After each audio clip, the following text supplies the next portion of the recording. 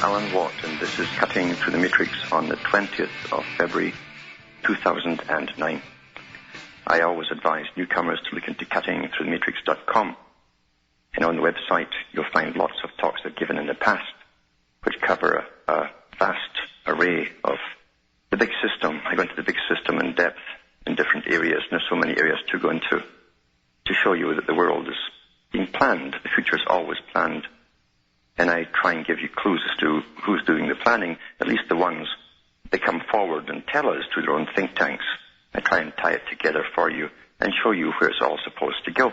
And the reason it's done with all deception and subterfuge is because it's so horrific that if the public knew, there would be an uprising across the planet. You can never tell the public the truth because this agenda was set up an awful long time ago and written about by the big players, including the future vision of a world, their little utopia, where there'd be very little or few people left on it, in fact, and definitely not very many of the masses, because we're all inferior genetically. And they hoped that through science they could create better slaves to serve their needs better for the elite themselves, who naturally will come through. Also look into Alan Watt Sentinel for .eu for transcripts of these talks, which you can download, print up, and they're written in the various languages of Europe. For those who listen, they're pretty well veterans of what's been going on and listen to shows like this. When you realize, as I say, that the world's planned in stages, and the boys who understand when to implement the next step, the next stage, do so not by sticking a pin in a paper somewhere or a calendar, but because they understand how long it takes to condition a generation so that they'll accept the next changes. It's all to do with programming the public to accept changes. It's an art. It's a scientific art. It's guaranteed to work. And I always refer to Plato, who talked about this art in his book, The Republic, and others of his own work. He goes into it in fair depth as to how the human psychology works on the masses. And he understood thousands of years ago how to implement changes on public. If they simply went from one type of system to another overnight, there would be rebellions. But if you train one generation gradually into thinking about this new system and then gradually implementing bits of it from all different directions, you can eventually accept it all without thinking. That's how easy it is. Done thousands of years ago, and it's all been done again today. But today it's much more easier because they have not just national education systems, they have an international education system to ensure that everyone on the planet gets the same indoctrination. Very important we all start off on the same program. It's interesting too that across the world right now there are people in power who've pretty well vowed to end homeschooling. In Italy it was banned by an act of parliament and they said in the report they wanted everyone to get the same indoctrination. Very important for the future. That's how the world is run, is by international cartels. And we get glimpses of who they are, the different cartels specializing in different areas. We see the cartels have taken over the entire food supply of the planet, for instance. And eventually that'll come down to probably one. Another one is taking over the energy supplies of the planet. And that's all they'll deal with eventually. There'll be one corporation for each special need for humanity. Back with more after this break. Hi folks, I'm Alan Watt. We're cutting through the matrix. Sometimes you have to tie in the past to bring you up to speed as to what's happening today and where it's supposed to go, because, as I say, you get all these clues done through your life as little statements are made here and there in different programs on television or in the newspapers, which don't mean much to the public at the time because it's never really explained to the public what the politicians are really saying. And that's a decision, of course, that the media puts in. If they wanted to explain it all to you, they would. They don't want you to know what's really going on at any one time. Mind you, they'll give you lots of trivia, and detailed trivia at that. But the media is an essential arm of government to keep us all in the dark. Here's one article here that ties up some of the system in which we live and where it's supposed to go. And It was aired on CPAC. There's actually a video attached to it. I'll leave the link at the end of the show. That was a cable public affairs channel, February the 10th, 2009. The overlay on the video was titled Ottawa, Global Governance and the Future of the G20. Governance, again, is a United Nations term that came into vogue a few years ago, as it changed the whole idea of government to governance. What they're really talking about is a new Sovietized system where NGOs will be the new democracy. They already are, in fact, but that's what democracy will consist of in the future, nothing but NGOs who are funded by think tanks and the big foundations. They lobby government already, they advise government already, and they bypass democracy through the system. It says here, former Canadian Prime Minister Paul Martin, who was in from 2003 to 2006. In fact, he was a lifer politician, one of his career politicians. And he got in actually because the former Prime Minister, Chrétien, stepped down. And Martin, who'd been in government, I think, his whole life, had only been missing from government for a few months while he worked at the United Nations, walked right back to Canada and took up the position as Prime Minister. So he's already primed for his role at the United Nations where he worked. As Paul Martin said, what is going to happen when a Chinese hedge fund goes under and the results of that tsunami don't stop at the Chinese or Indian border? Who's going to deal with that unless we are prepared to understand that, in fact, we are all going to give up a little bit of our sovereignty to make the world work? Where are we hearing that all over the place? Every item comes along with monetary crashes or whatever, giving up your sovereignty. Terrorism, giving up your sovereignty to make the world work. So I hope that this is also something the G20 comes to deal with. So those are the issues I got to deal with. I think that we are really at the beginning of a very different era. So you could say New World Order. They phrase it in different ways, you see. He says, 1944, the great minds of the world, such as Dexter White, John Maynard Keynes, and a bunch, essentially laid the foundations for Bretton Woods institutions and the United Nations, and they built a system that functioned for over 50 to 60 years. I think it's time to renew that vision. I think we've got to take it one step further. Now, I've mentioned before that John Maynard Keynes himself said this would be part one, and that the real goal was to bring in a world of service where every citizen would serve a world system. That's what they're talking about right here. And so here's Martin saying they're going to take it one step further. He says here, if I can find it again. There's another video here too. It says below, shows the EU, the Economic Union, calling for a new world governance. You can see Sarkozy, French president, holding the EU presidency at the time, and Barroso, EU Commissioner President, coming out and calling for the setup of a new world governance, a new global order. Global governance and the crisis are the perfect time to lead the public into it. Crisis are the perfect time to lead the public into it, you see. And that's what order out of chaos is. They always do this. They set up the crisis and then they herd us along in a different direction. It's all done in advance, order out of chaos. And so there's a few videos on here you can see to do with these big people, well-known people, presidents, etc., talking about the New World Order. That's for those who don't believe there is one. And it's strange enough that there are people out there who really don't believe that there's a New World Order. Even though they hear it over and over, they'll still phone me in and ask me where to find it. And I've given quote after quote after quote from a book recently, night after night ad nauseum. They still don't want to believe it. It's astonishing. But I'll put these links up at the end of the show, as I say, and you can see it for yourself. The world has been tied up by a handful of corporations. That means that everything that you need to survive, such as energy of all kinds, your fuel, your electricity, your natural gas, oil, has been taken over. The rights to even have it has been taken over by people because it's combined with government and sustainability. That's what interdependence is all about. It's a ruse to dominate every person on the planet. You also have a few corporations, as I say, who are managing all the food of the planet and eventually that will be one corporation. It probably is already, but they give the appearance of being different companies. An old trick they did with Standard Oil when they went into deregulation at one time. Standard Oil had the monopoly on everything, and so all they did is deregulate and set up a whole bunch of separate companies, but still under the same founder.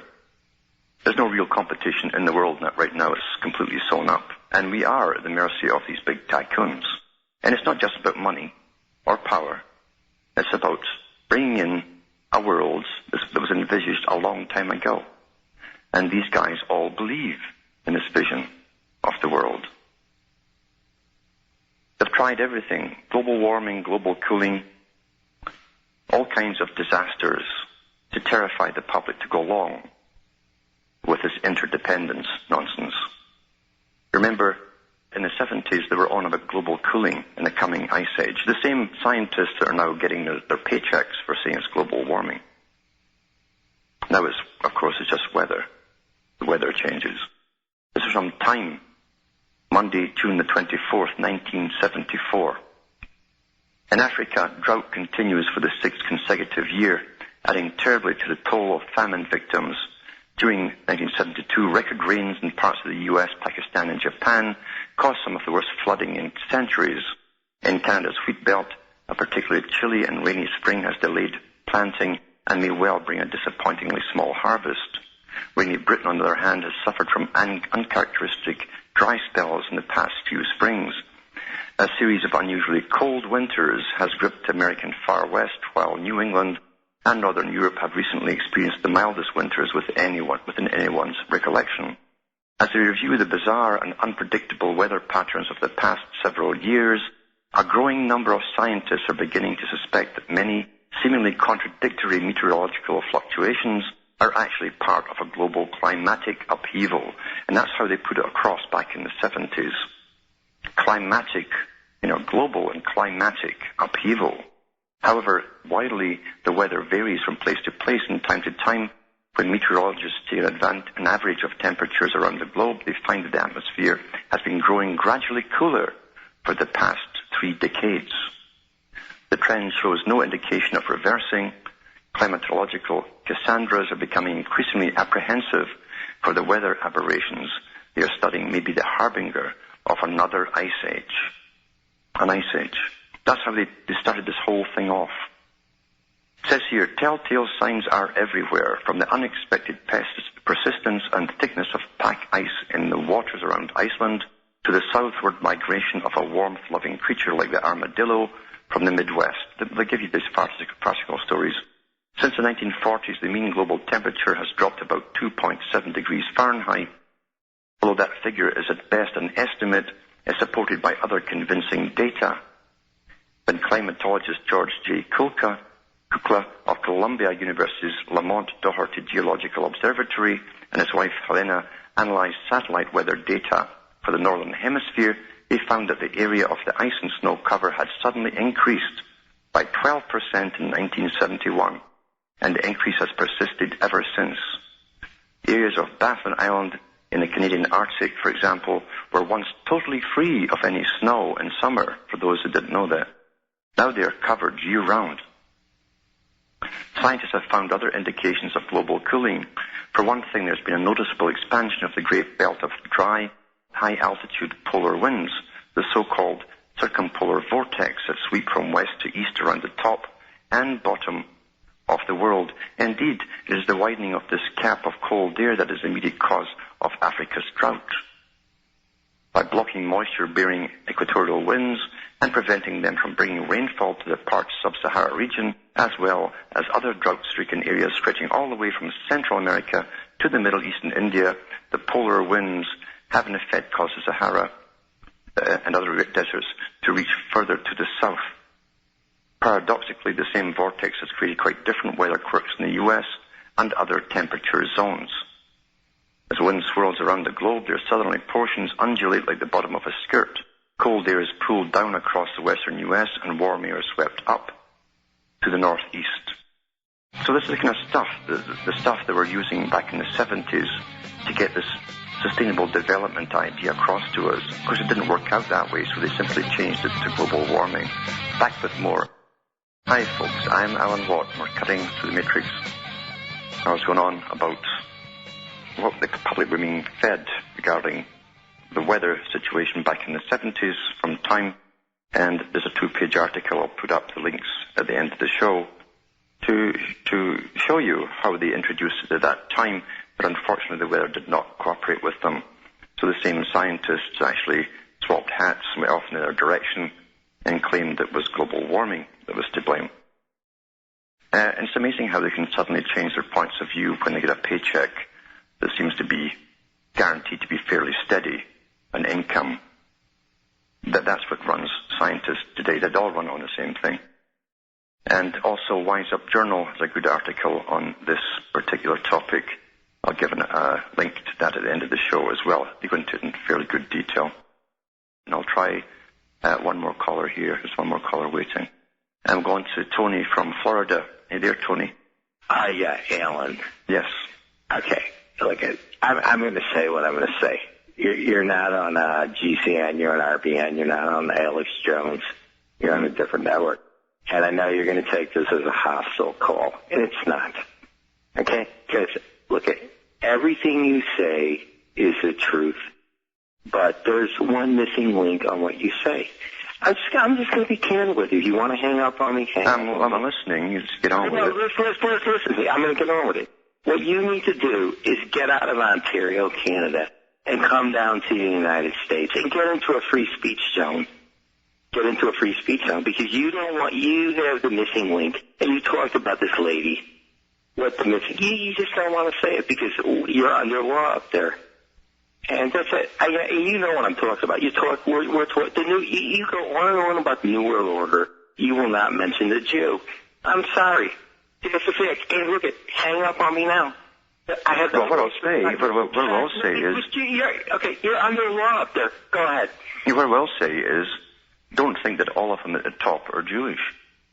That's my different opinion of you. No, I'll agree with you. I respect you. What I'll agree with you on is that for years, running the U.S. system especially, that for a minority group in the world, you have way too many of one type running your country. And that's obvious to the world. It's also obvious to people across the world, including the Arabs, who are wondering who runs the U.S. So there's no doubt about that. There's a minority here. Now, they claim they're atheistic in their beliefs. It's true that New American Century crowd were heavily involved with shaping the whole policies for the U.S. over the Bush era. We know who all those members were. We know that Leo Strauss was a man who came up with those policies, who also came up with the policies of a myth for the age, using fear tactics and all the rest of it to control populations. So with that part, I will agree. But you'll find at the end of all of this that they're not who they say they are either. As I say, there's another religion above all of this. And these characters will hide behind all kinds of religion. If I wanted to really, really be secretive, I would put people in the front who will take the heat. Well, I'd be a different species altogether. That's how I would do it. All I can say is I am not hostile to you in a bit. I think you need to get out of Ontario and come down here. I don't have to. You see, we're merging with you. All right, let me ask you this. I'm not being hostile to you one bit. Do you really feel that you have total freedom of what you have to say, and you've been going on for hours and hours and hours? Do you feel, and if you feel, sir, that you have it, then you say it, and I'll respect it. That where you're sitting there in Ontario, Canada, you can blow it all out, and you have no fear. Oh, I tell you, absolutely. In Canada, you have so many restrictions on where you can go. Even if you have legitimate questions to ask, you cannot ask those questions. Questioning something can get you in big trouble. That's not If you were a child, in fact, asking questions, and every child should be allowed to ask any question they wish, you'd still be in trouble. That's what I'm saying. I just think you should just get out of here and come down, 200 miles? 150 miles, and then you could do with everything you want to say. And then at that point, then, fine, I have no problems with you. And I don't have Alan, I don't want to be hostile to you. You're on IBM. I made my point, okay? Okay. I just think you should come down to free speech.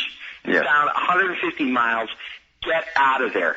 I'll definitely think about it. But remember, we're merging with you totally by 2010. We've only got 1 year to go. Thanks for calling, though. But yeah, that's what you really have. As I say, you can't really talk openly about any single thing, no matter how legitimate the questions may be. You will be hammered for it. But at the same time, too, as I say, don't ever be misled by what's thrown in front of you to see. That's something, as I say, people who want to remain secretive will always have frontmen in every government. In fact, that's what governments really are comprised of. They're frontmen. They're picked out and coached as to their roles for their terms in office. And of course, if you truly wanted one people to take the blame, you would certainly put in people who seem to represent them.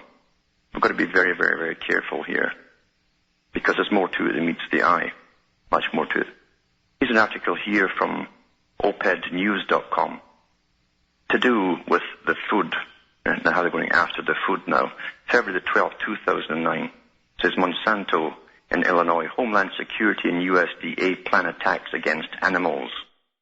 It says below is a letter to livestock producers in Illinois asking them and others to contact a governor's office to ask to be allowed to be present at a meeting between Homeland Security and the USDA, which involves NAIS and surge capacity under Homeland Security to attack and seize and destroy, depopulate an area of animals. This meeting is about what will be done to them, but they are shut out. So the people who will be involved, all the farmers and so on, aren't allowed into this meeting.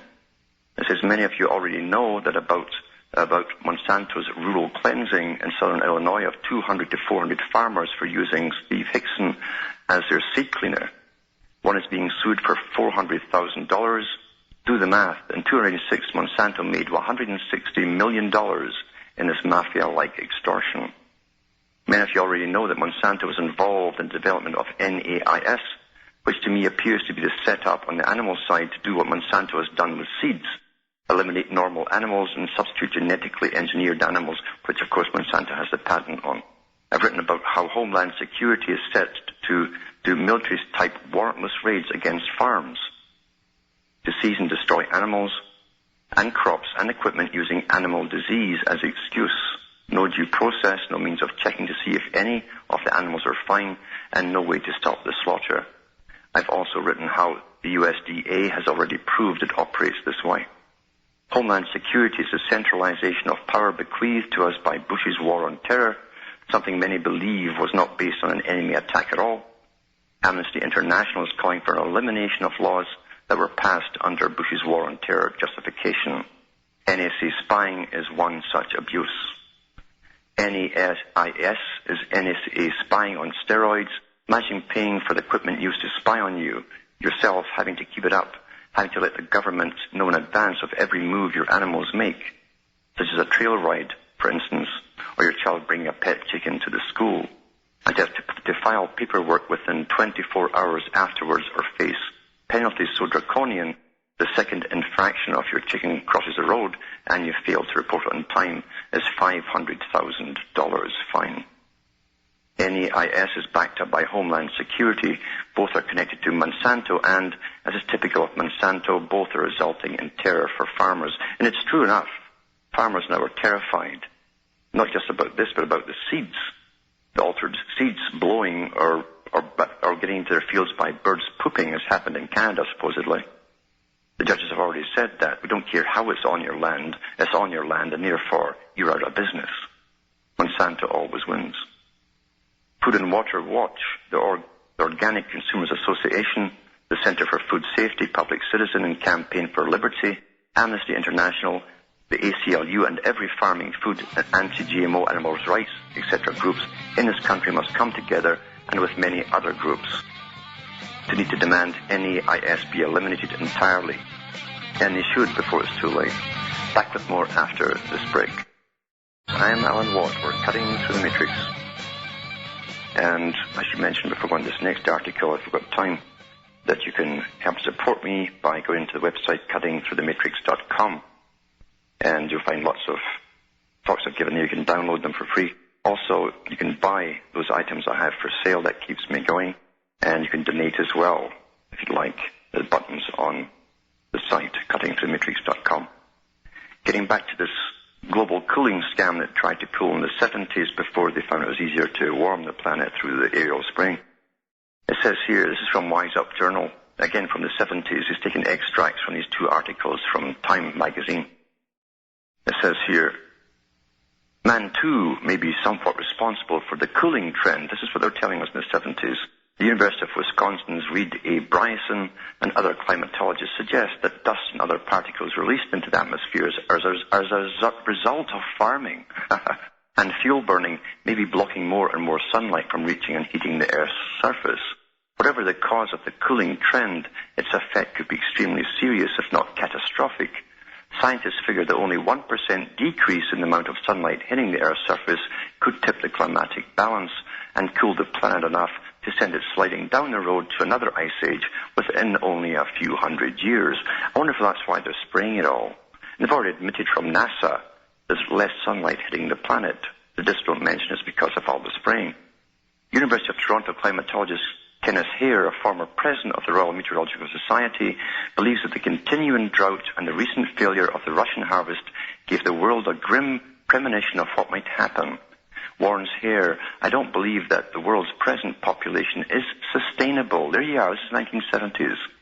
He doesn't believe that the world's present population is sustainable if there are more than 3 years like 1972 in a row when they claimed it was cooling.